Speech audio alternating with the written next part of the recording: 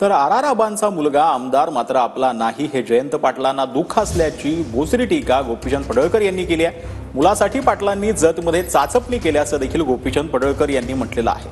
तर जयंत पाटलांनी कोणता मोठा प्रकल्प जिल्ह्यात आणला त्यांनी सांगावं असं देखील गोपीचंद पडळकर यांनी म्हटलं।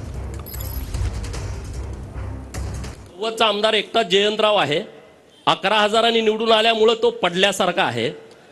आणि जयंतरावचं दुखणं दुसरं आहे की आरआरचा पोरगा आमदार झाला आणि माझा पोरगा आमदार होत नाही ह्याचं टेन्शन सगळ्यात जास्त जयंतरावला आहे। आरआर बरोबर असणाऱ्या अनेक पुढाऱ्यांचं दुखणं हे आहे की आरआरचं पोरगा आमदार झालं मग आमचं कसं होणार, तुमचं कसं होणार, तुमची लायकी, तुमची क्षमता, तुम्ही काम केलेलं।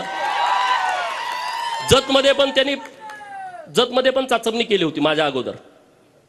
त्यांचं ती एजन्सी ते फार हुशार माणूस आहे। एजन्सीचा रिपोर्ट आला नापास, पूर्ण काही जरी केलं तर काही होत नाही। राजसत्ता आणि राजपाट कधी मागून मिळत नसतो, तो नेहमी हिसकावून घ्यायचा असतो। मी पहिल्यापासून ही भूमिका मांडतोय। तुमच्यासाठी कुठलं सिंहासन ठेवलेलं नाही आहे, तुम्हाला सिंहासन निर्माण करावं लागेल, त्याशिवाय तुम्हाला राजसत्तेतलं सिंहासन मिळू शकत नाही। अरे मी 2006 राजकारणामध्ये आलो, 6 ते किती झाले बघा 24 जनतेतून निवडून यायला किती वेळा पडलो मी निवडणुकांमध्ये, 5 वेळा मी निवडणुकांमध्ये हारलोय। गोपीचंद वेडा होता म्हणून लढला, शहाणा असता तर कुणाच्या तर नोकरीला असता कारकून म्हणून।